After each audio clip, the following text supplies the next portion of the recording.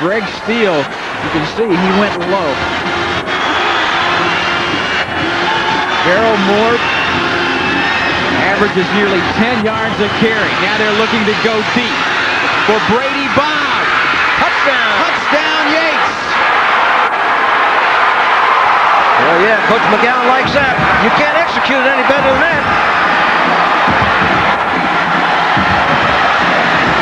Out and up route by Brady Bob. Used his speed. And watch Porter lay it in there. Bob lined up on the outside. He's going to go down, run it out, and up, move. A little bit of fake by Porter there for the out. Defensive back 1 foot a little bit. But watch where he lays this up over the top. Just a great throw and a great catch. Not that bad a defensive play by Tony Light. Great execution by Porter on the pass to Bob. Wallace King comes in for the extra point. Brady Bob's first touchdown of the season.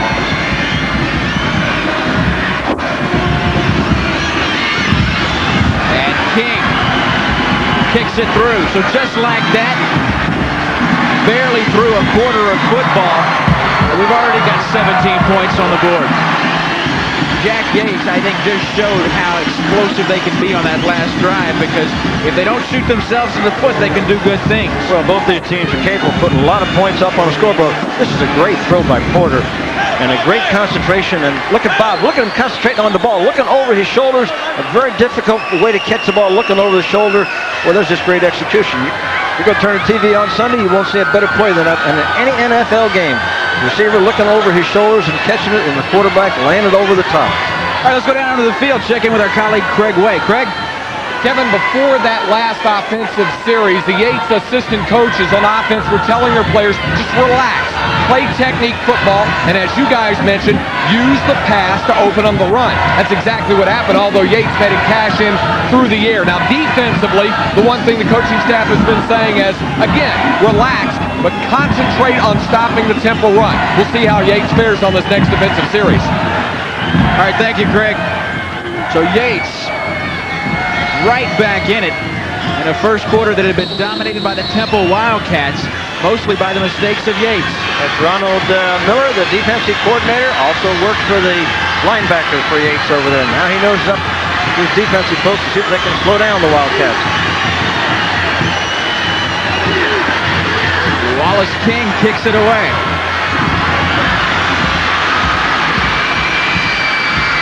Out to the 34-yard line goes Damian Johnson. There was a fumble. I don't know whether they give the ball to Yates or not. They fumbled. Yates, I think, has the football. Whether the officials rule it down or not, it's going to be interesting. I don't know that there was an official in there that saw it. Now, if they say Temple football. Watch this return. Now, this is what you call a wedge return. All the blockers come into the middle. He tries to get up right in the middle of the wedge. See the so-called wedge there? Looking for any maroon jerseys that they can knock down, and he fights his way on up through there. So first and 10 from the 35-yard line, 69 seconds to play first quarter. Delarius Wilson, the single setback as Adrian Woodson checks off at the line of scrimmage. They go to Wilson. And Wilson, a gain of 4 yards before Corey Atkins, the defensive end. 207-pound junior makes the stop. Let's take a look at that scoring drive for the Lions, and a pretty one it was. Well, 8 plays, they won 80 yards. Coach used 3 minutes and 48 seconds. Final touchdown, 40-yard pass.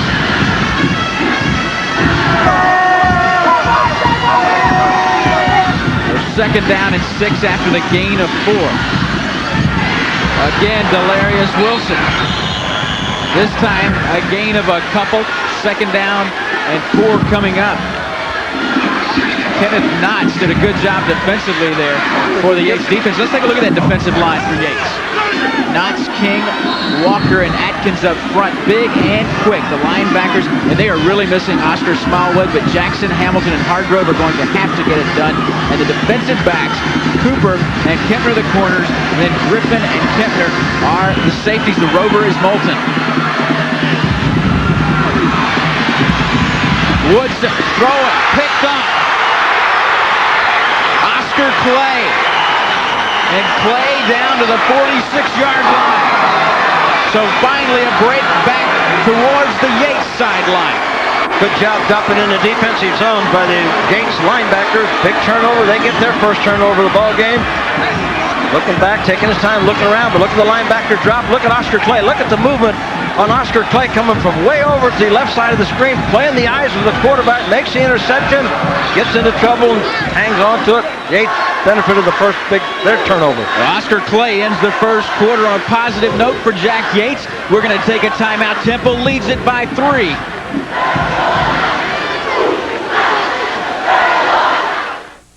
From the opening faceoff to the final. Felder, Temple leading 10-7. But Yates gets the football back. As we take a look at the stats, this first quarter statistical update is being brought to you by Bank of America, banking on America. Well, Coach Yates, 83 yards passing, and that's how they got themselves back in the ball game with the passing game. Turnovers don't show up there. Both teams with the turnover. Yates monopolizing the time. Gerald Moore counted off at 15 yards, down to the 32-yard line. Priest Thomas saved the touchdown. There's a great example of what Moore can do for you, running that trap play up inside. Watch him come to the trap play. See the guard coming across to make the trap. Follows that block. Good come-down block in there, but number 50, Seymour. Now once he gets in the secondary, those smaller defensive backs have got to wrap those arms around those thighs. He's got good-sized thighs. 8 carries, 33 yards for Gerald Moore. And they give it to him again. Moore for a gain inside the 30. Gain of 3 on the play. Don Shea Martin and Joel Amos in for the Temple Wildcat defense. McGowan sent in the play from the sideline over there. Jack Yates, number 1. Well, we're going to find out. By the end of the day, we're going to know who's number 1. And so far, we've had an outstanding high school football game going here. A lot of football left to be played. 11:05 to play, second quarter. Again, 4 wide receivers set. Porter. He can run and make the yardage. And Porter knocked down at the 25-yard line. Priest Thomas, but Dana finished him off. But Dana President did a great job getting out there from a defensive end spot to run down a quick Sean Porter. Priest Thomas is going to show you why he's all-state and why he's so good. Right now, there's a lot of running room over there. Watch Priest Thomas come from the inside. Look at the closing speed. We're talking about a 6-foot, 230-pounder now who gets over there to help make that play. That's coming from inside, and that's a great play by Thomas. 3rd down 4. Gerald Moore turns the corner, forced down, and Moore. Gerald Moore. Touchdown. He got in there. Yes, sir. Give it to him. What a great run. 26 yards.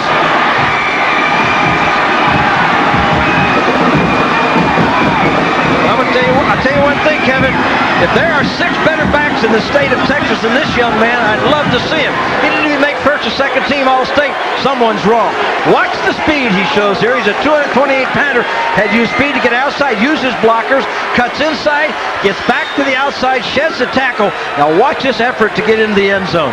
Look at him lay the ball out. There are not 6 better backs in the state of Texas than that young man. He's got to be first team All-State.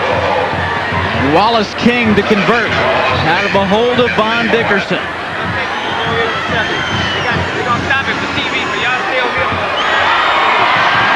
And he is good.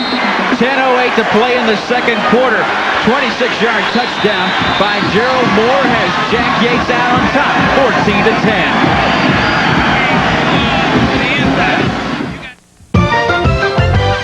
14-10. Points.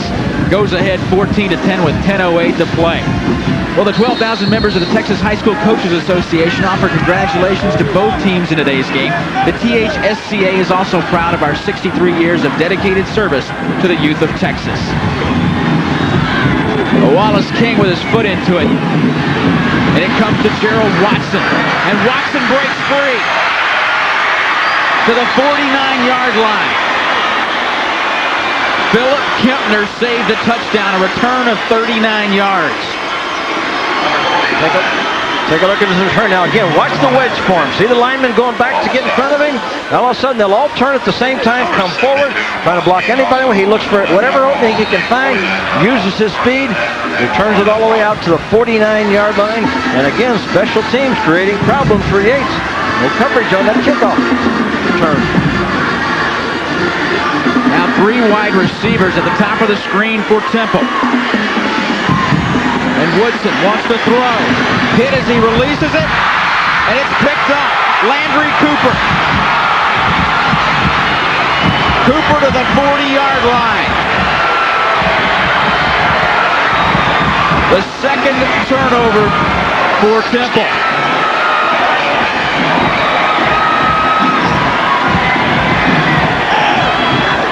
To this was Yates putting pressure on the quarterback. The other key is that Woodson has got to settle down. He tries to force this. They got good pressure. They got great coverage. And with no one open, you're seeing floats the ball downfield.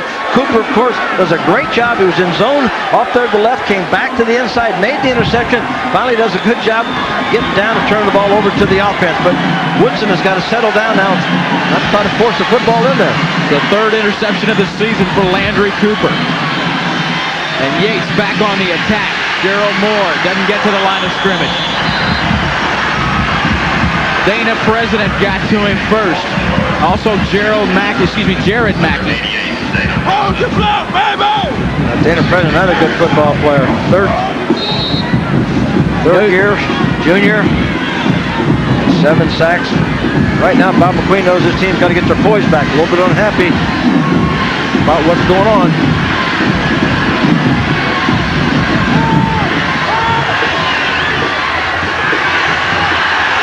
Sean Porter, again looking deep. Got him out there. Throws it, and this one's picked up. Derek Bates will bring it back. If Bates can get outside, he'll run out of bounds at the 42-yard line. Gerald Moore ran him out. So turnovers right back, 2 and 2. Penalty marker is down. Let's check the flag.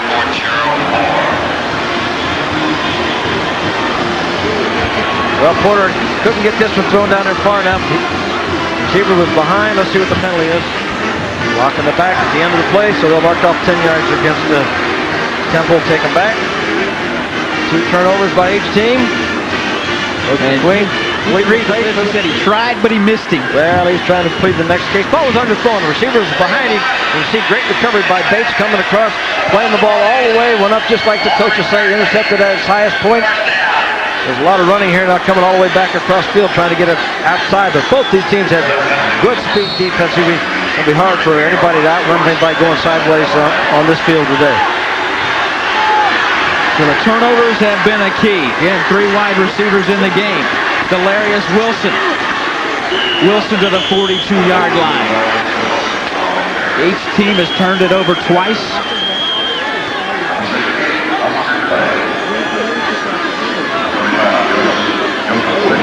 8:37 to play, 2nd quarter.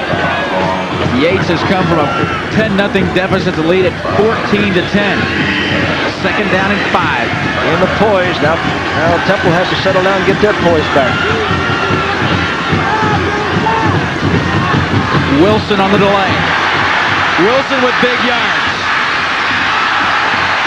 And Wilson down to the 42-yard line. Walter Kemper made the stop, a gain of 27 yards. You want to see what an all-state performer does, and the future probably great college football player. Watch number 70. This is a tackle pulling, leading this play up through the hole. Watch number 70. Nobody to block. He's now 20 yards downfield before he finds anybody to get into. And all he did was get in his hip pocket and follow him. So it's kind of speed that 6'7", 295-pound Gollinger has. Again, Delarius Wilson bounces outside to the 22. Troylon Griffin and Landry Cooper team up to make the stop, but not before a gain of 17. That time the blocking wasn't so good. Delarius Wilson does this on his own. There's no block at the line of scrimmage. Watch him. Into tacklers. Bounces off of him. Gets away from him. Now makes his yardage on his own. Play before, good blocking by the offensive line. This time, Wilson with his great speed, averaging 6.3 yards per carry. Honorable mention All-State, and you can see why. 61 yards on 7 carries. Bootleg. Woodson will tuck it under and run. Woodson down to the 2. But Landry Cooper crushed him at the 2-yard line. But Temple knocking on the door. Well, looks like you better start getting the dusting off the record books to see what the scoring is in state finals. Woodson on a good rollout, looking downfield, no one open. This time decides to run it, shows his running ability as he cuts back. Now watch him lower the shoulder and almost get it into the end zone. Good recovery by Landry Cooper to knock him down at the 1-yard line. A gain of 19. Wilson will walk into the end zone.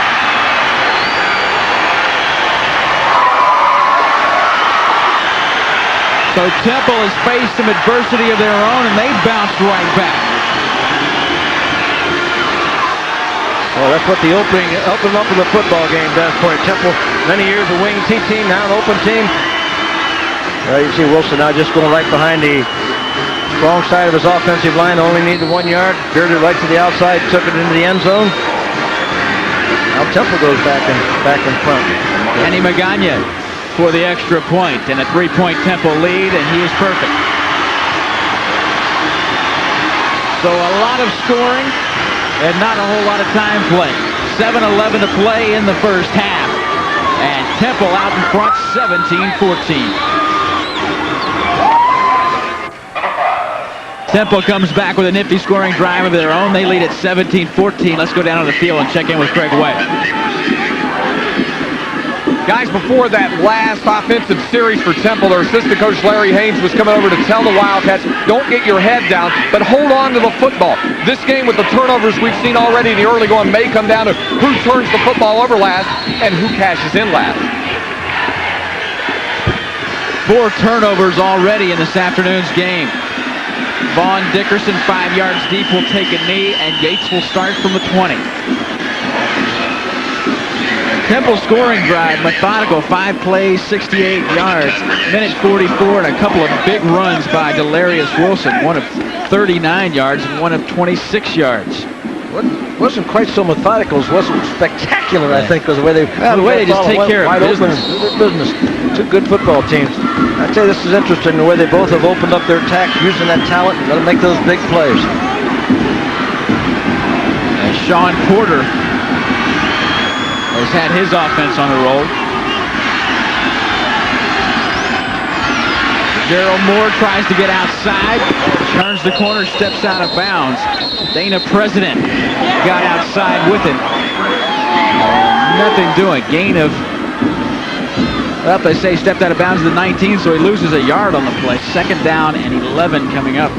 What's interesting about Moore, though, he's showing you the ability to go outside. He's also showing you that ability to run that ball inside. And he's a quiet type player now. He lets his actions speak for himself. What did one of the coaches say yesterday at practice? You won't even know he's here unless he has a football in his hand. And then you know he's there.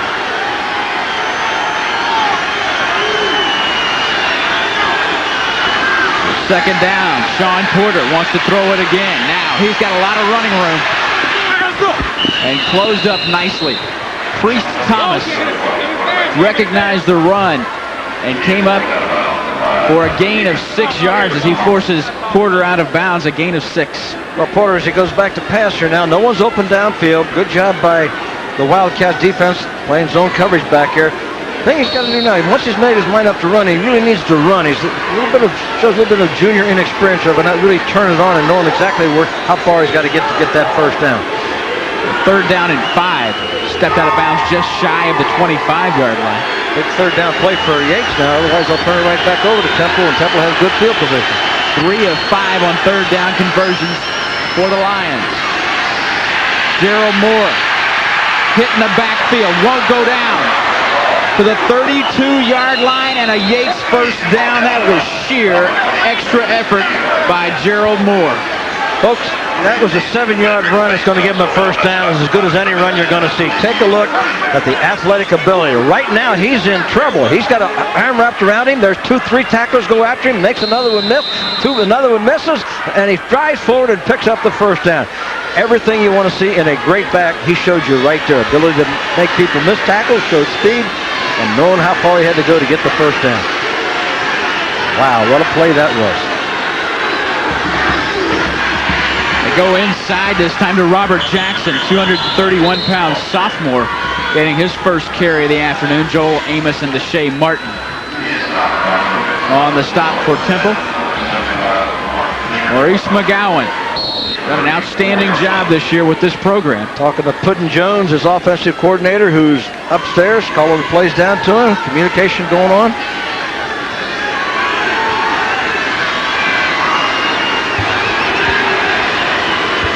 Second down, 8. Porter, the quick hitch, throws it incomplete.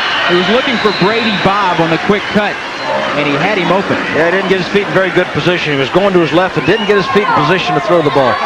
Had more time, I think, than he maybe anticipated. Of course, you can see what goes on the sideline. A couple of the backs over there, Wilson and Watson, and talking it over. What's going on? That's the two Watson brothers over there, I believe. Another big third down play for Yates. 4 of 6 on the conversion. Porter throws it, and it's complete. Vaughn Dickerson has the first down to the 45-yard line.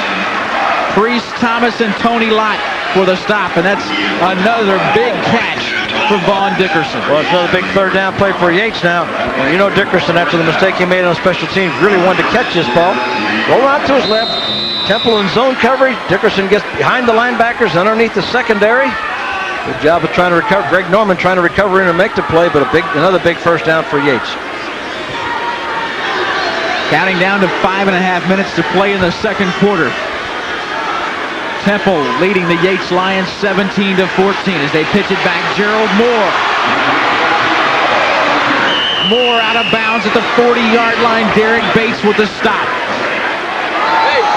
Bates is a good defensive back, 5'9", 160-pounder. But watch Moore use his extra speed. Very deceptive. Take a look. He's running under control there. But now he spots this. Now watch him turn on a little bit.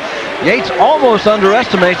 They had to grab him from behind to get him. He almost put the move on there to get beyond Yates and go to the end zone. And picked up 14 yards. You see the numbers on him for the game. And you're talking about in the state championship final game, putting those kind of numbers on in the first half. A full house backfield. First down and 10. The blockers in front. Gerald Moore cuts up, flags down. And a gain of 9 yards, but this one may come back on Shea Martin. And Dana President making the stop for Temple. Check the marker.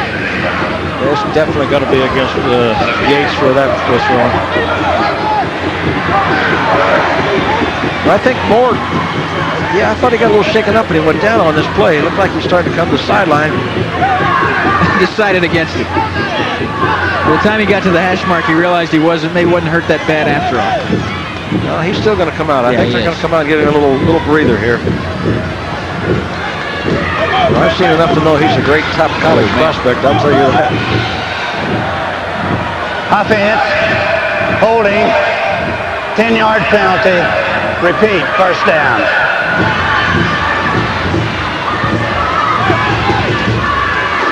That'll back it up to make it a first down and 20. Two big 15-yard holding penalties on Yates has hurt them. 4 wide receivers set. As Edward Jackson, a single setback.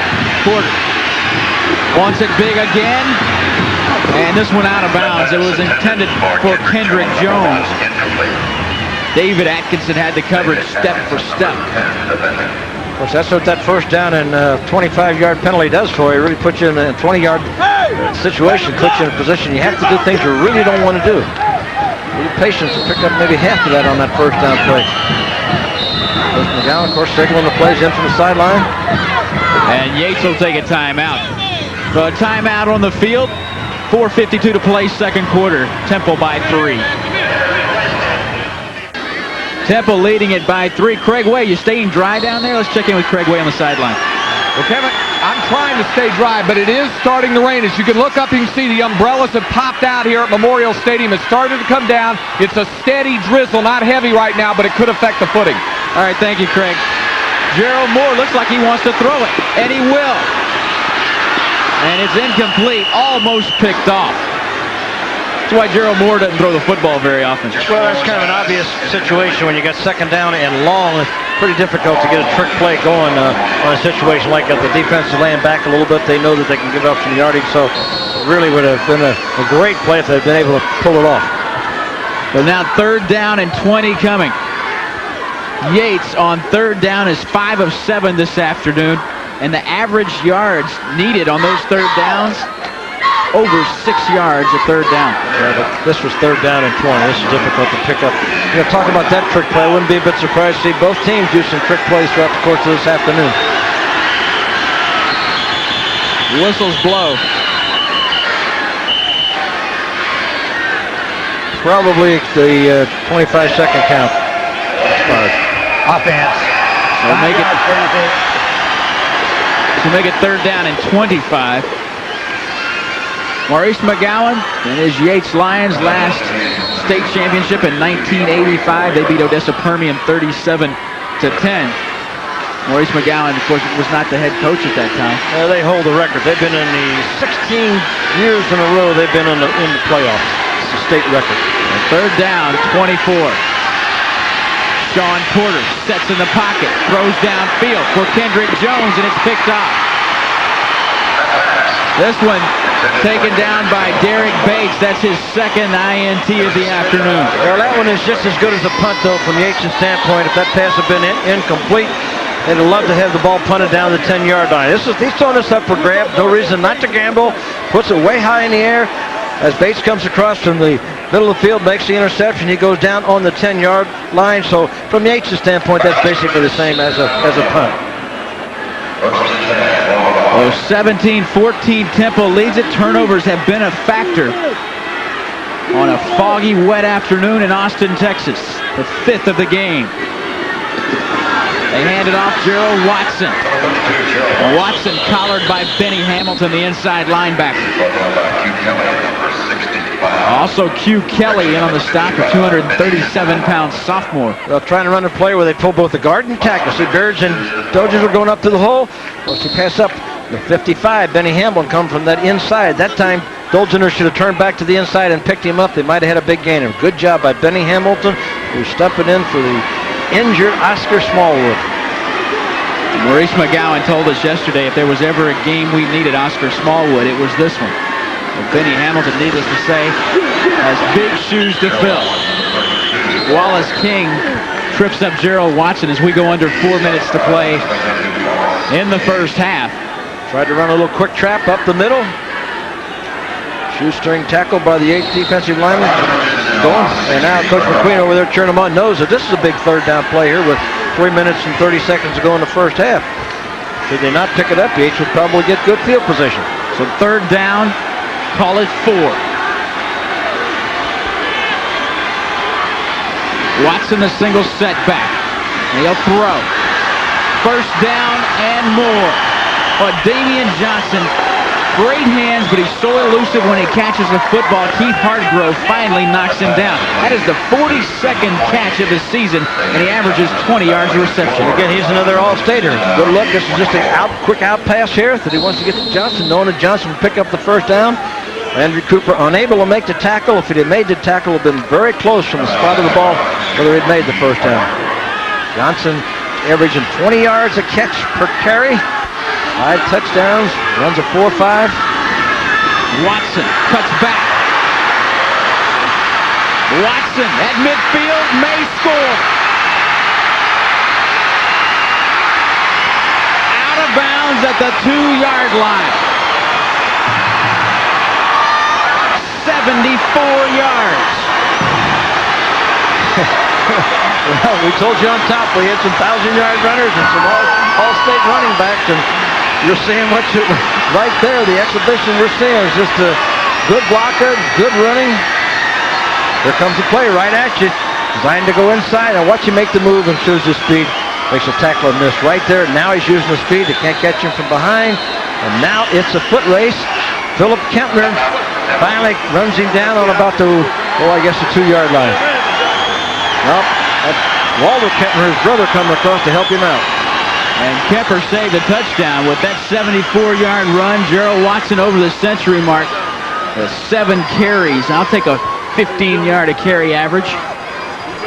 Bob McQueen happy with what he is seeing here in this second quarter. And both teams have really gotten after it. That'll win you a lot of football games, every 15 yards of carry. I would say so. 2:45 on a stopped clock.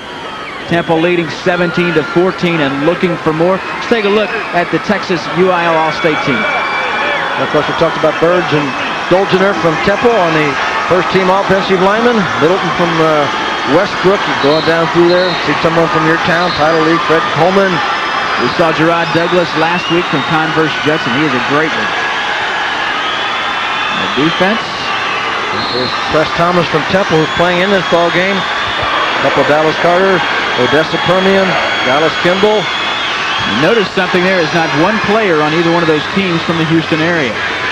They hand it off. Touchdown Temple. Gerald Watson, touchdown number 2 of the day, 19 of the season.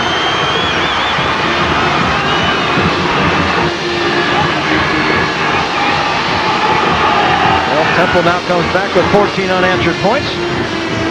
Gerald Watson just going behind Dolgener. He buried the defensive lineman, takes it in now. They're going to run behind Dolgener and Beard most of the ball game, and you can understand why. Both of them first team All-State. That's right now. So that's more like it. Magana for the 10-point lead, and he's good. So 2:43 to play. Temple saw Yates score 14 unanswered. They come back with 14 unanswered of their own, and they lead at 24-14. Neither one of these teams have a whole lot of give up in them, do they? Oh, I don't think they know what that is. Both these teams had some adversity.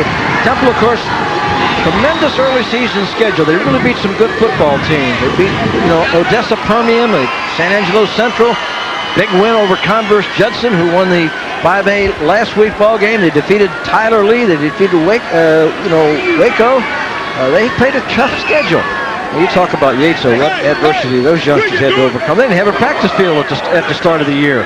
Went 4 games. They had to, on Mondays they went to University of Houston. Tuesdays they had to go to a middle school where the practice was 7th, 8th graders. Wednesday to Texas Southern, and Thursday back to U of H. They went 4 games into the season doing that type of schedule. I'm sure half the time they didn't know where they were practicing. Now you look at the rushing yards. Watson with 107 of Temple's 188. Scoring drives.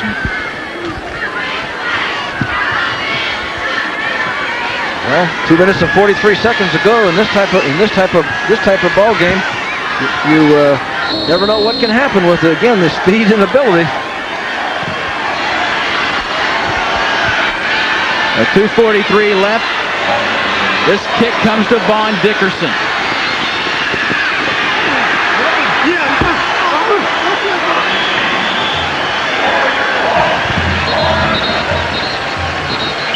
Dickerson out to the 18-yard line.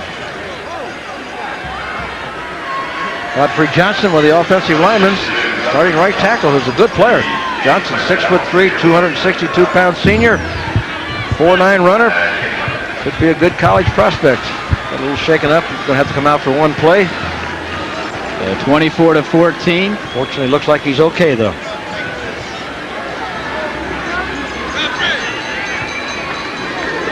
Well, 2:35 to play. The scoring that we have seen so far in this game. Wouldn't be surprised to see some more points tacked on the board before the intermission. Well, Milton Powell, number 74, going in there as a replacement.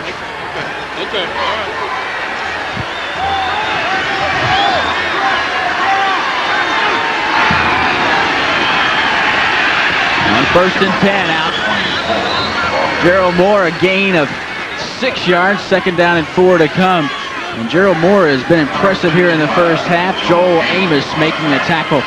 Left tackle, 6'1", 236-pound senior. Well, you have to like what you're seeing of Gerald Moore. If you're a college coach and he has the academic grades, you're going to be like chasing one like that. He's a player.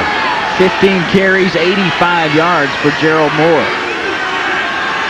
2nd down and 4 after the gain of 6. Why not? Hand it to him again. Gerald Moore picks up another Yates first down. Yeah, he was just about an ankle away from maybe breaking a long one. Coach Ronald Miller, the defensive coordinator, talking to the Yates defensive players about what they're doing wrong, making the adjustments, trying to get them to realize that you gotta play your gaps, play your defense, play what's called, and tackle. Most important, tackle. Well, we've seen 5 turnovers so far in this game in the first half alone. As Yates appearing to be content to take it into the locker room down by 10 as we count down to 90 seconds to play in the first half. Full house backfield. Gerald Moore again. And Moore on first down will go ahead for a gain of 5. Dana President. First Wildcat to get to him. Defensive coordinator from Temple over there, signaling the plays in. So you give them the signals. Their defense calls the front, calls the coverages, any type of game they want to have going on. They're second down and 12. Under a minute to play in the first half. Again, Gerald Moore, juke move, trying to get outside. Moore cuts it back up to the 44-yard line. As much second effort as you will see from any back. Noah Dunham with the tackle. Yeah, I think he's hurting a little bit.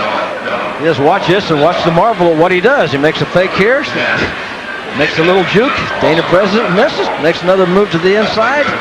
Tries to get Martin out of the way. Now watch you at the end here. Watch you put that hand down for his balance to go forward and pick up about 5 more yards with great balance. 5'10", 228-pounder. I can see now why a lot of people looks like he might have a problem with his back. It looks like he's been favoring it. I can see why people have been comparing him to Earl Campbell. Pretty good statistics. 18 rushes for 105 yards in the first half.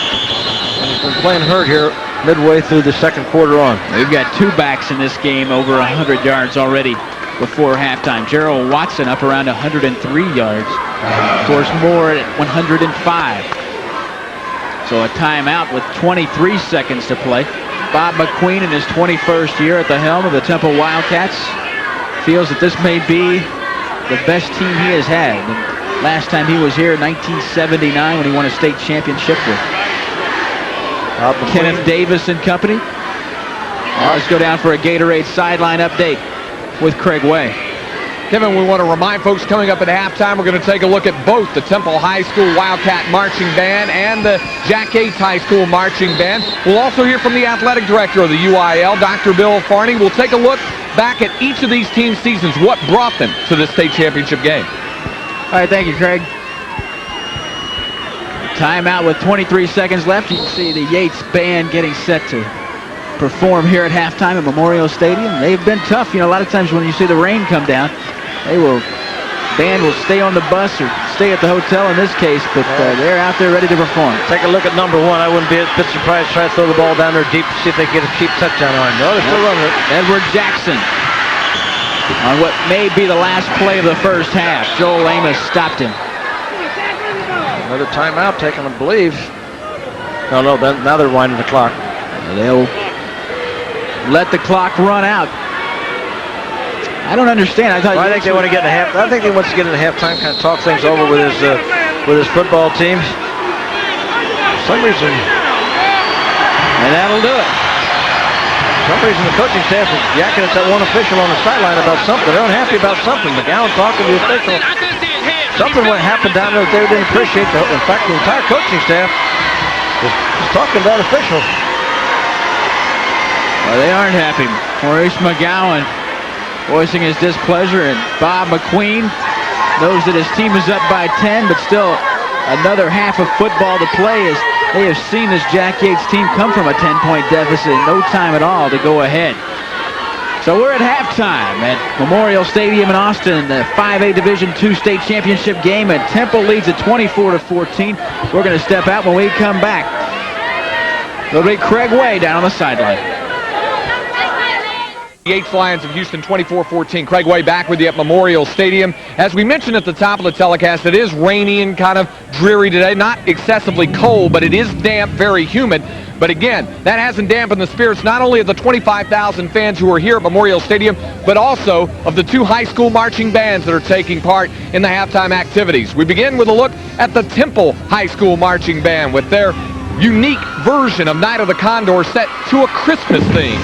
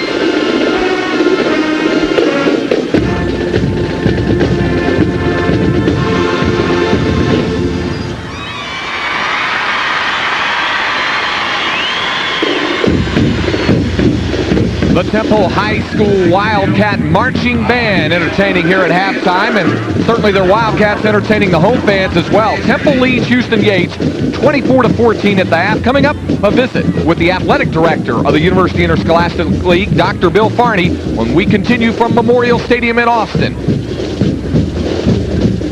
Last weekend, how about today with 5 state championships going on across the state?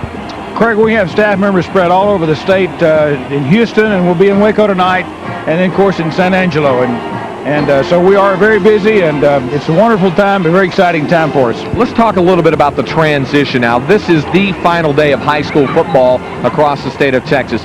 Where goes the UIL now, the transition made not only into the other areas of athletic expertise, but outside the field of athletics? Well, Craig, at this time, of course, we're gearing up for our great spring meet activities, which is the literary, academic contests, fine arts, music, one-act play, calculator applications. And, of course, there's many more youngsters participate in this activity than they actually do in the athletic portions. But, of course, everybody knows about athletics, and so they are excited about that. But we are excited about all of our activities, and we believe that youngsters get a lot of leadership training and a lot of future success from their participation in the activities we have. And you know, the league was founded in 1910 on the academic contest, and of course the athletics came later. And of course those academic contests, the predominance of them right here in Austin? Right, our state contests are here in Austin, but throughout all the state, at colleges and universities throughout the state, and of course into the high schools also, we have the district and the regional level competition in those activities. And of course they'll culminate in the state championship here in Austin in May. So we are justifiably proud. We've had a number of activities to already occur. We've had the state marching band contest. We've had our state cross-country meet, state volleyball tournament, team tennis. And now we are getting into swimming and diving. Of course, basketball is cranked up. And we'll have a new sport this year if the State Board of Education approves it, and that's girls softball, which will have the state championship in May. What do you think is some of the biggest challenges the UIL faces in today's society with the high schools across the state of Texas?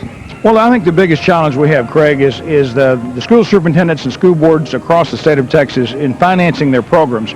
In today's educational climate and in today's economic climate, we know, and I think most people know, the value of extracurricular activities, but the school people are going to have to justify those costs, however small they may be, in a public that is probably tired of paying taxes. So we feel the biggest challenge is for people to continue to support their activities at the local level in view of the fact that tax increases are possible. The state legislature has a large task ahead in for us determining what kind of school finance program we're going to have. So that is our challenge. But we would hope that in our society that we could continue to offer these activities to youngsters, because offered through the school, they are educational, and if they are educational, they mean a whole lot to the kids. All right, thanks for the time again. Thank you, Craig. That's Dr. Bill Farney, the athletic director of the University Interscholastic League. Temple is looking for its second state championship, and the Wildcats are halfway there. We're at halftime, and the Wildcats lead the Lions of Jack Yates High School in Houston. The 5A Division II state championship contest is 24-14. You know, there are several outstanding players on the field today, as well as in the other state championship games, and there have been several outstanding players who have demonstrated their skills on the football field throughout this 1992 high school football season in Texas. But even beyond that, there have been several young men who have demonstrated their skills and abilities not only on the field, but in the classroom. And that's what the Alamo Scholar Athlete of the Week has been all about this year on the Alamo High School Extra on Home Sports Entertainment. Throughout the season, we have been able to showcase some of these outstanding athletes, not only from the field, but in the classroom. Each of these young men will receive a $500 scholarship upon graduation for the university of his choice. Now, as we look back at some of these outstanding athletes, you'll see that it is a wide variety of places, not only across Texas, but in also their skills in the classroom away from the football field. Joshua Unruh from Wimberley Secondary School leads off our group of scholar athletes. An excellent student, Josh, a member of the Student Council and Spanish Club. Scott Peach of Lamar High in Arlington has a 4.3 grade point average and is the president of the senior class. Our next athlete, Michael Yannick of Tolosa Midway with a 93.8 grade point average and an Eagle Scout. Daryl Bennett of Houston Lamar High School is a member of the National Honor Society, German Honor Society, and a 4.3 grade point average. Odessa High School's Eric Hartman is next. He too has a 4.3 GPA, a member of the National Honor Society, Student Council, and the Fellowship of Christian Athletes. Robert Brown of Southwest High in San Antonio sports a 3.8 grade point average as president of the National Honor Society and Fellowship of Christian Athletes. Michael Gilliland of Floyd Ada High School is our next athlete. Michael's finished first in his class academically for 3 years and second in the state science fair. Ivan Rodriguez of Isleta High has a 97.18 grade point average, a member of the National Honor Society and Fellowship of Christian Athletes. Waco High School's Andy Powell, Vice President of the National Honor Society and a National Merit Commended student with a 4.0 GPA. Stephen Davis of Clarendon High is an Eagle Scout, Student Council member, and Honor Award C winner in History and Biology. Kevin Choate of Hampshire Finette High School is our next athlete. Kevin's a member of the National Honor Society and voted Outstanding Chemistry student in his class. Gant Grimes of Ryder High School in Wichita Falls has a 4.2 GPA, a member of the National Honor Society, and a National Merit Commended student. Freer High School's Frank Gonzalez sports a 95.5 grade point and is a member of the National Honor Society as well as an outstanding member of their football team. Chad Ezel of Abilene High, an amazing 100.3 GPA, a National Merit Commended student, and a member of the National Honor Society. And our final scholar athlete is Robert Ordonez of Coronado High School in Lubbock. Robert is a member of the National Honor Society and has been recognized for outstanding achievement in biology and geometry. Now, in addition to the fact that we've honored these young men throughout the football season, the Alamo High School Extra is going to come your way again starting in January to showcase the outstanding student athletes in both boys and girls sports in the winter and spring sports. You'll be able to watch that, the Alamo High School Extra, every Wednesday evening at 6:30 and Friday afternoons as well. And those Alamo Scholar Athletes of the Week will showcase not only outstanding male athletes, but the female athletes as well away from the football field as we take a look at the other winter and spring sports. It's halftime here, 24-14. We've seen the Temple High School Marching Band. Now let's take a look at the high school marching band from Jack Yates High in Houston.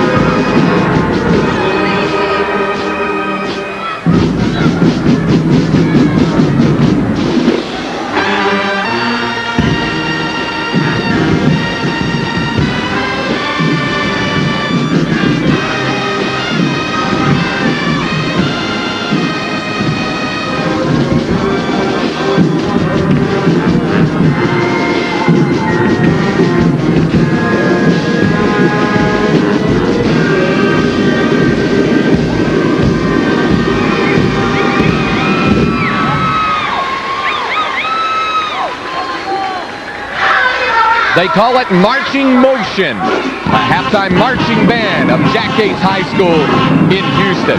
24-14 is our halftime score here. Temple leading the Yates Lions. Now, each team had to win 5 games to reach the state championship round. Let's take a look back and see the road to the state championship game for the Temple Wildcats and the Yates Lions. Temple's run to the state championship game began with a cakewalk through the first 3 rounds. In victories over Round Rock, Huntsville, and Richardson, the Wildcats amassed an average of 56 points per game and outscored their opponents by 36 points per game. In the quarterfinals, the Wildcats were tested by another group of Wildcats from Lake Highlands, and then in the state semifinal round, Temple took on Amarillo High. In the second quarter, Gerald Watson scored from 19 yards out to put Temple up 7-0. Delarius Wilson would follow up with this 4-yard run, just getting the nose of the football across the goal line. It was 14-0 Temple. In the third quarter, Greg Watson would take the pitch on the reverse. He's going to break this game wide open, going 52 yards down the sideline, and Temple goes on top 24-0. This game no contest in the second half. Bob McQueen and the Temple Wildcats going back to state in the state championship round, defeating Amarillo 38-7. Houston Yates got there in a slightly different fashion. After a by-district victory over Cy Creek, the Jack Yates Lions were tested, first by the Stratford Spartans. Then after a somewhat easy victory over Aldine MacArthur, Yates moved on to the quarterfinal round and had to rally to defeat Katy. In the state semifinal round, it was San Antonio Holmes which really challenged the Lions. Holmes' outstanding quarterback Tony Darden hits Brandon Larson with an early 6-yard touchdown pass. Holmes was up 13-7. Yates up in the second quarter 14-13, and Gerald Moore takes over. Moore, who would rush for 285 yards on the day, adds this 77-yard dash to go with a 79-yard touchdown run, and Yates is on top. Yates would then see Holmes come back. A long touchdown pass, Darden to Sean Wright from 41 yards out. That made it 41-39 in the waning seconds, but Holmes was unable to recover the onside kick. Jack Yates High School back in the state championship round for the third time in school history. 41-39 the final. Halftime here, 24-14 as the Jack Yates marching band comes off the field. We'll be back to take a look at the first half statistics and highlights of this when we continue from the 5A Division II state championship game here in Austin. Here in Austin, the sun is trying to peek through the clouds here at Memorial Stadium, and we're halfway through this 5A Division II state championship game.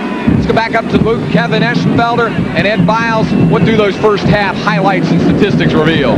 All right, thank you, Craig. Wade, it's been a story of a couple of Geralds so far in the first half. Gerald Watson for Temple, over 100 yards. Gerald Moore, of course, for Yates, over 100 yards in rushing. Let's take a look at some of those first half statistics, first half highlights. And this is the way Temple got on the board first, as Temple already ahead 3-0. And this is Gerald of the Moore, and he goes in from 2 yards out, and Temple led it 10-0. Then, as well as you can execute a football play here, Jack Yates does it as Brady Bob down deep, and Sean Porter does a great job putting it pass there. in there to Brady Bob. Great catch over the top of the shoulders, takes it into the end zone.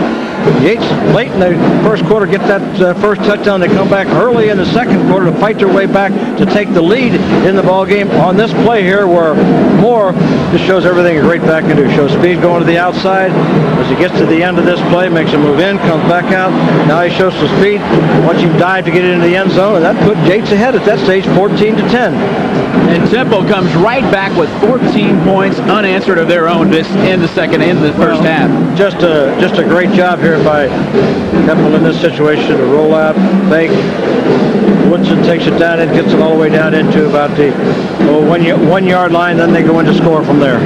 That 19-yard run, the big key. And he'll hand it off one more time. This is Darius Wilson, and Wilson just walks into the end zone.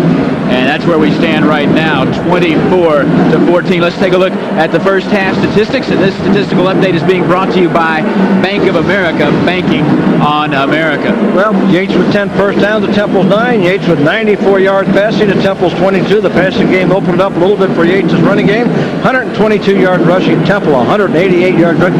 Time of possession, all Yates, 15 minutes to 8. Third down, Yates 5 out of 8, Temple 2 out of 4. Of course, both teams with 3 penalties. Yates with a couple of costly penalties there, though, when they had first down situation. Ball game was kind of decided there late with the special teams don't really show up there. The fact that a couple special teams mistakes by Yates early in the ball game gave Temple those early 10 points that they put on there. Right now, Yates has to come back here at the start of the third quarter with a little bit of more poise than they had at the end of the first half. And Temple should have the football to start here in the second half of play. 14 unanswered for Yates, then followed by 14 unanswered for Temple.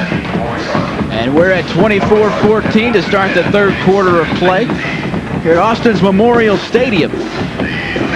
With Craig Way and Ed Biles, I'm Kevin Eschenfelder. A 5A Division II championship. Well, I think this is extremely important defensive series for Yates, with them having to kick off to start here the second half and trailing by 10. Extremely important that their defense has made the adjustments, slows down the Temple running game. The key is going to be slowing down that running game. When they forced Temple to pass, they got those 2 interceptions, again, late in the first quarter, early part of the second quarter, but they've got to slow that running game down and get the ball back for their offense. Very important series coming up right now for Yates Lions.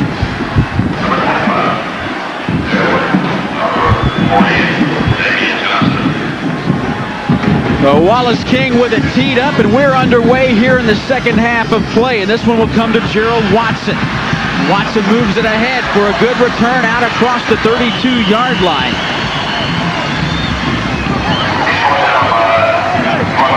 So good field position once again for Temple. Well, great effort by Price to go down there and try to break the wedge coming up the middle there.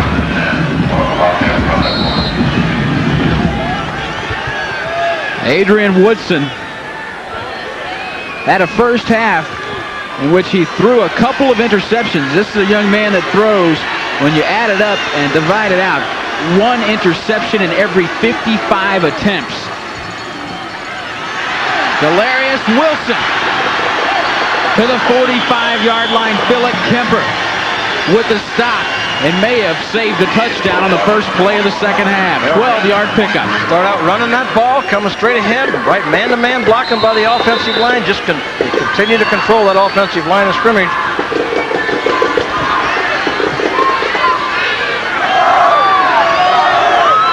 Delarius Wilson, honorable mention All-Stater. 9 carries, 74 yards this afternoon.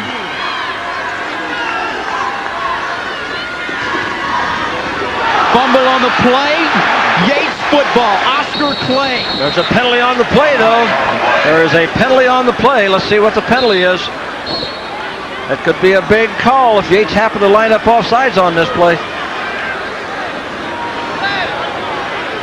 Yates ball. Yates ball. Let's go off, bitch. Well, it's holding against Temple. It'll be Yates football then. Big turnover, big Wait play. a minute. Now, are they going to rule that Yates recovered the football? Looks like there wasn't any doubt. Oscar Clay got the ball. Wow. Should be Why Yates. should there be any discussion whatsoever? Well, maybe Yates didn't get the football. Let's see this call. Offense, holding, 10-yard penalty, repeat, first down. I guess they will. That's the case. Oscar Clay didn't recover it after all. Well, let's see. It looked like Yates had recovered the fumble. Here's the play. Missed the handoff. Didn't get out on the hip. Looks right there like Yates had the ball, but apparently Temple got in there and recovered it, took it away from him. Oh, Delarius Wilson may have came in there and gotten it at the end, but Wilson finds the going ruck up in the front. Good play by Keith Hargrove. I think came in there from behind to make the play. Linebacker knifing him from the backside. They try to pull the lineman. Hargrove comes underneath and makes the play. There's King, 3-year starter, one of the captains. 265-pound senior. Now second down and 19. Woodson audible on this play at the line of scrimmage. They say he'll audible 20% of the time. He throws it in the flat, and it's complete. This is Greg Watson, the brother of Gerald Watson. The first time we have seen him today. Landry Cooper and Troylon Griffin push him out of bounds. Well, Greg, of course, is the senior of the brothers. Reception number 39 of the season.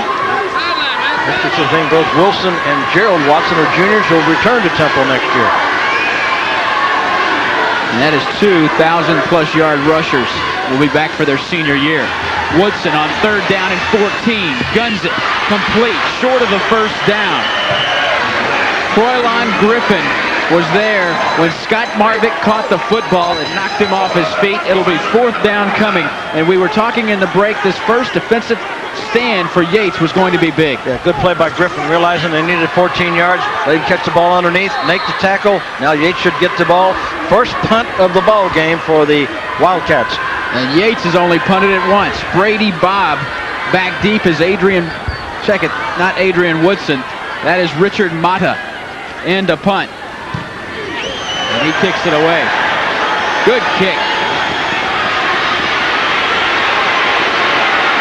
Ron Dickerson did a great job getting it out to the 15-yard line. He was in a lot of trouble back at the 3. But again, he catches the ball inside the 5-yard line. Well, timeout on the field, 9:39 to play, 3rd quarter. We break it. Temple by 10. And also up in the press box, everybody out on Media Row. Well, today's 5A Division II game is not only being broadcast on HSC, but also on the UIL Diamond Shamrock Radio Network with Brad Denton and Chuck Kelly at the microphone.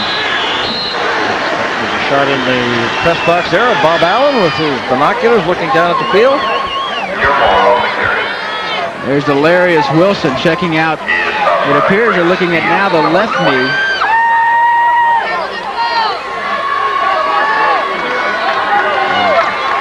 Sports medicine staff attending to him. And now the defense has stopped him for Yates. See if their offense can get back in the ball game. After the gain of 1, 2nd down and 9. Looking to throw, in a lot of trouble, and will go down. Porter couldn't find anyone downfield. Churchwell was there first. Joel Amos finished him off. Good job by the secondary, though, of Temple. Give the defensive secondary. He had plenty of time to throw the ball. Good protection, no one's open. Now he's got to scramble around for a while. After a while, your protection will break down. That was a coverage sack from Temple's standpoint. Joel Amos with a big play. Talk about an exciting game. There have been 14 drives between these two teams in this game. We've had 6 scores, 5 turnovers, and only 2 punts. And we're 4.5 minutes deep, make it 3.5 minutes deep in the 3rd quarter. Gerald Moore. Moore cuts it back where he's short of the first down. Churchwell and Amos again on the stop for Temple. Gerald Moore must be hurt. When he cut that back, he didn't cut it back to the same extent he did in the first half of the ball game. Trying to get the ball to the outside here, and he's running and picking a little bit. And when he makes a move back in here, he just doesn't seem to have that quite. Evidently, that back must be bothering him quite a bit. Dedrick Dennis to punt it away. Number 26. The punt comes to Damian Johnson with plenty of room to return it. Needs a block, and he's out of bounds. Temple with great field position for their second possession of the 3rd quarter. Landry Cooper knocked him out of bounds. And once again, special teams have been a problem for Yates here this afternoon. And you saw Delarius Wilson leave the field. They're going to check him out. Timeout on the field with 7.5 minutes to play. 24-14, Temple leads it. Faithful love it as they lead it 24-14. With Craig Way and Ed Biles, I'm Kevin Eschenfelder from Memorial Stadium in Austin, where Temple looking for one last time to put it into the end zone and put a little distance between themselves and the Yates Lions. Well, this is the 3rd time they've got great field position by virtue of special teams. Started the ball game, they started off on Yates' 20-yard line. The 2nd time that they got the ball, they started on Yates' 27-yard line. This time now they started on Yates' 35-yard line by back to special team performances. Adrian Woodson with an impressive afternoon. 3 wide receivers to the bottom of the screen on 2nd down and 8. Woodson throws incomplete. and almost picked off by Landry Cooper. That ball may have been tipped at the line of scrimmage. Try to get that ball in there to Forrest Tisdale, Jr. A few of these Temple skill players will be back next year.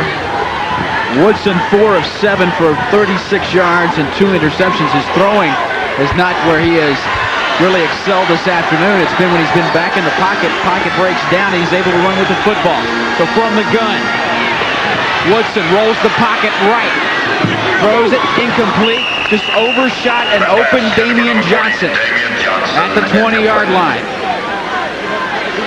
Pretty good pressure, though, by Corey Atkins, who's kind of right up in his face and forced him to throw that ball over the top of him. Now you got a 4th down play. Decision to make over there. Good position on the field, Kevin. This is a great position on the field. If you got anything off your fake field goal or your fake punt, depending whatever they try to do, this is a good position on the field to do something. If they got any funny play, this is where they would call it. Richard Mata to kick it. And he does. So that's only the 2nd time today that Temple has punted the football. Great coverage downfield. Can they stop it? And they do. He went in the end zone with the ball. That should come out to the 20. He fell in the end zone. That should be a touchback. Nope. Oh, they're going to get him in right here. Give it to him at the 1. Oh, this is not right. We're going to take a timeout. There's a timeout on the field. Let the officials talk it over, and we'll come back and check it out in just a moment. 6:37 to play. Temple by 10. Well, the best thing is the Wildcats of Yates can, and the Lions of Yates hope right now is hold this to a field goal. Otherwise, it's going to be a pretty tough road to climb. You're audible in this play at the line of scrimmage. He sees an opening somewhere. He's going to run the ball. It's 1st and goal. Watson. Touchdown, Temple. A great checkoff at the line of scrimmage.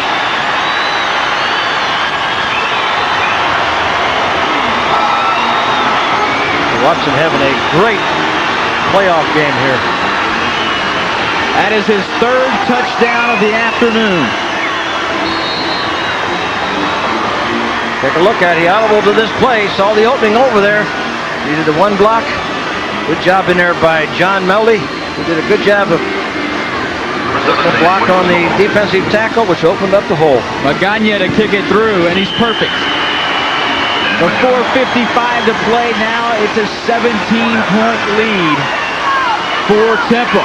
31-14. We saw Yates earlier in the game come back from a 10-0 deficit.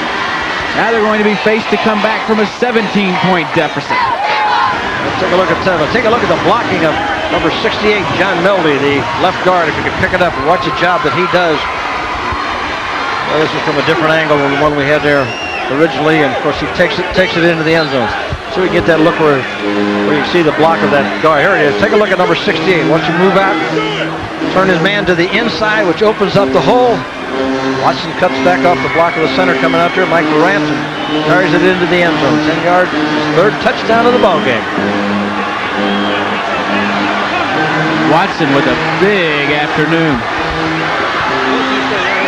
118 yards on 10 carries. Yeah, 1 play in 10 yards, 4 seconds. Put them up there pretty quick. Set up by the big punt return by Derek Bates. Special teams have been a huge key to this game, and it has been all Temple. Yes, it really has. They've won that battle. Magana to kick it away. This one will come to Brady Bob from the 4-yard line. Boy, Bob to the 20-yard line and no more. Kevin, this is really a crucial series for Yates. There's 5 minutes to go here in the 3rd quarter. If they're unable to move it this time, and the way Temple is gaining momentum, could be another one of them big wins for the Temple Wildcats. They put a lot of points on the board in these playoff games. 55 against Round Rock, 55 against Huntsville, 63 against Richardson, 38 at Amarillo, very, very important series. And you can see the concerned look on the Yates coaching staff. They know it, how important this series is. Temple has outscored their playoff opponents 46-16. They lead it here 31-14. This is Gerald Moore. Moore, tough running to the 30-yard line. Close to a first down, give him a gain of 10 yards. Boy, he's really gaining this all in his own athletic ability. He just makes move after move and fights. There wasn't that good a blocker. Take a look at the job that Moore does on this play. Nothing inside. Now he tries to slide it to the outside, sets up there, makes a move off of that foot. Now he cuts back in and has to drive through about 4 tacklers to pick up all that 9 yards. And you make a good point. Nothing against the front line for Yates, but Moore's yards definitely have looked tougher than the Temple running back's yards. Stephen Thompson makes the tackle on Edward Jackson, the Lion runner. It was enough for the first down, and a big first down it is for Yates. Well, that's all right. If they have patience to make first downs, that'll eventually turn into touchdowns. The big thing they can't afford now is another turnover or another mistake and give the Temple team a great field position. There's still plenty of time in this ball game, but they really need to control it, get down and get some points this time. The attendance, 22,500. And Gerald Moore. Gerald Moore cuts it up for another gain of 11 yards. So back-to-back carries by Gerald Moore of 10-plus yards. Jonathan Berry and David Atkinson for the tackle. That's the thing to do. Go back to your basics. And again, Moore with a great job as he gets to the outside here. Make it number 75. Mark Churchwell missed the play, which enables him to turn it up and make the yardage. Again, there wasn't that great a block, and once he made the tackle miss, did it on his own. Quarter to pass, complete. Vaughn Dickerson slips down. Well, this kind of reminds you of the big drive that the Lions had in the first quarter. And this is exactly when they need it. They can go down now here and get one in before the end of the third quarter. They could fight their way potentially back into the ball game. But again, this is patient. Pick, run the ball, little possession type passes. Don't worry about getting the cheap ones till you get them set up for it. Yates in the red and gold trails by 17. With 2:50 to play in the third quarter. On the delay, Gerald Moore. Moore hits, spins out. Gerald Moore.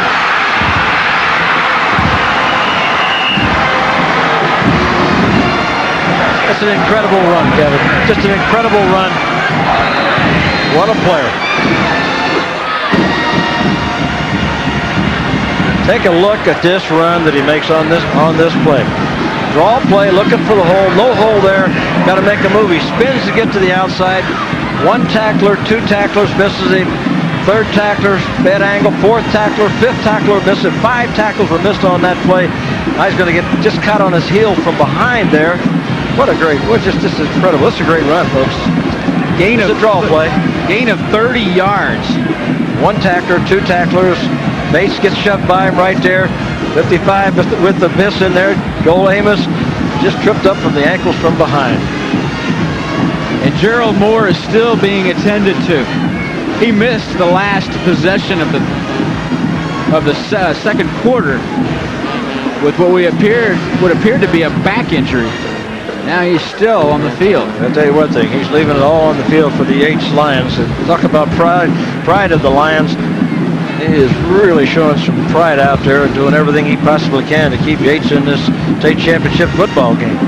And doing most of it on his own. He really hadn't had that much help from that offensive line. 25 carries, 161 yards for the 230-pound senior. It looks like they're checking the pupils. He may have hit his head on the turf. A lot of times they will check make sure the pupils are dilating in the case of a concussion. Boy, what a great postseason that he has had with the yardage. Over 1,000 yards in the playoff games. Coming in, 950 yards in 5 games and 11 touchdowns. I think you're going to see him out for a play or two. It appears to be all right. You see the numbers, 6.5 yards a carry. Let's see if we can pick up what happened to him. As he goes down, let's see if he happens to get a knee in the head. Oh, looks like he might got a knee to the helmet there as he went down. So now, Gerald Moore out. Sean Porter will look to air it out. He's got him open if he gets it to him. For Dickerson, touchdown Yates.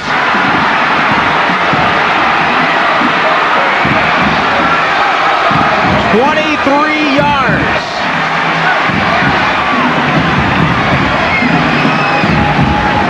Sean Porter, his second touchdown pass of the afternoon. Take a look at it. Well, it's a great move by Dickerson. He runs it out and up. Over there right now, he's running it out. Sees him, he comes right back to him. He went out, and then he just turned and went right down the field. Caught him with linebacker coverage on. Looked like he had a linebacker out there trying to cover him. Jonathan Berry, tough coverage for a linebacker. Wallace King didn't realize that he was supposed to be out there kicking the extra point. Now he makes his way out. Still got 5 seconds on the clock. Fake. They throw it, and it's picked off. Temple can run this back. Well, they won't do it. Greg Steele picked it off. And that's the difference in a 10-point game and an 11-point game. Now you're down by 3 scores rather than 2. Well, it wasn't the call was there.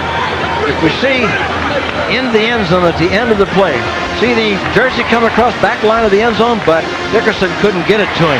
You're going to find the Yates line was wide open right down by the goalpost there. Ball was thrown intercepted. Again, the offensive line forgot to block. The trick plays are fine if you block and give your team a chance.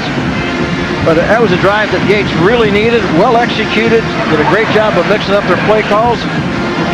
Now they got themselves back in the ballgame if their defense can stop the Wildcats. Let's check in with Craig Way down on the field for an update.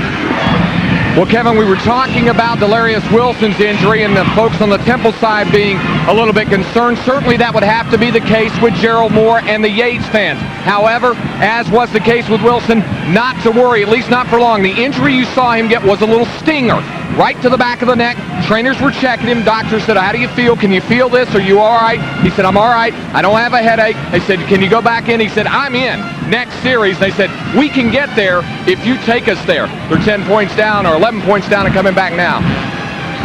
I didn't think Gerald Moore was going to sit out very long. Well, those stingers, they go away, and you see a lot of players go back in with it. Nothing serious at all. Doctors are not taking any chance by putting the player back in the ball game with that. Damian Johnson back deep, but it's not going to get that far. Taken by the up man, Dale Williams.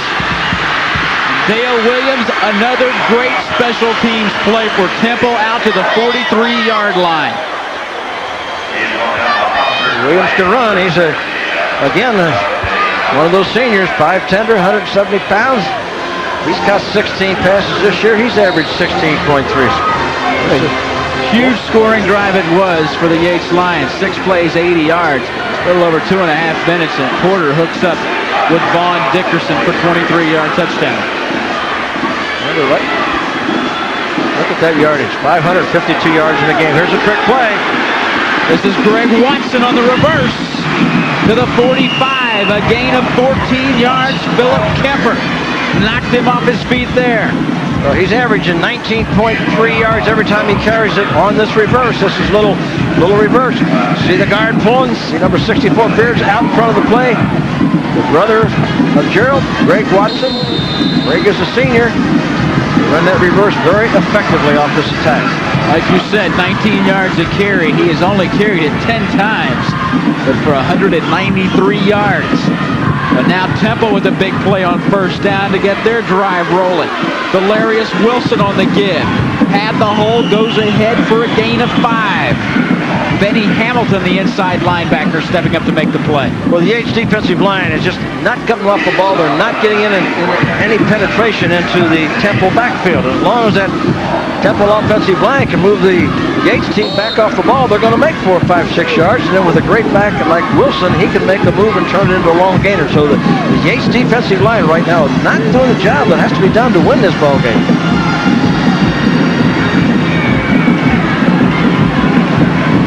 Three wide receivers set. Again, he's audible in the play. He sees something up there. Usually this will be a running play. Delarius Wilson, the single setback. This is Wilson. First down and more inside the 30-yard line. Same play he audible to on the last touchdown when they were on a 10-yard line. He's getting up to that line of scrimmage. He's looking to the right side, then the left side. He's seeing at the right defensive ends. See the natural gap in there between the end is way outside, and they don't even bother almost to block the defensive tackle for Yates. They just run the play right by him. Offensive guard can get into the linebacker's face. Temple already with one back over 100 yards, and Gerald Watson, Delarius Wilson up to 90 yards. Now Woodson throwing downfield. Has a man in the end zone, tipped away. Philip Kemper closed and closed quickly because Dale Williams was open.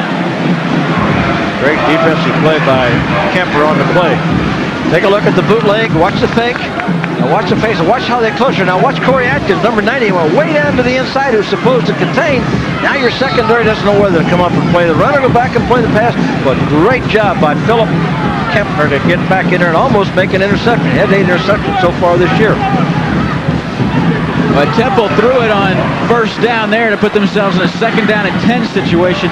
You got to wonder, why don't you just run the ball? Right now, Temple is averaging 10 yards a rush. I guess this will be a running play. Delarius Wilson. Well, he won't get 10 yards here. He's lucky to get back to the line of scrimmage. Wallace King filled the hole quickly. But also a good job in there by Corey Atkins. This time he didn't get cut down in the inside like he had to play before. Take a line now. Watch the shot. Now this is a little different. Watch it. There's the blitz. There's the pickup. See him pick him up, knock him off his feet right there. Sliding right down the line is King, and then sliding back in is Corey Atkins.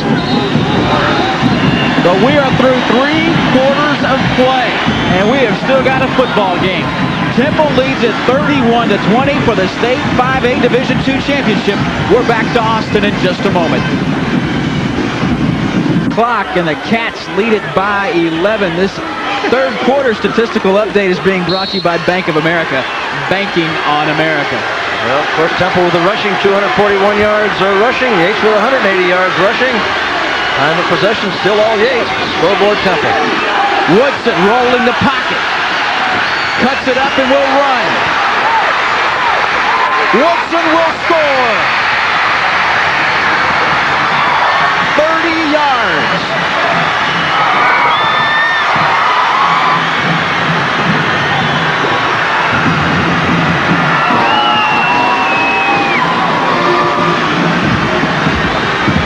Well, when a defensive end loses containment, this is what happens. Yates loses containment. They get to the outside, but outside of Kenneth Knox.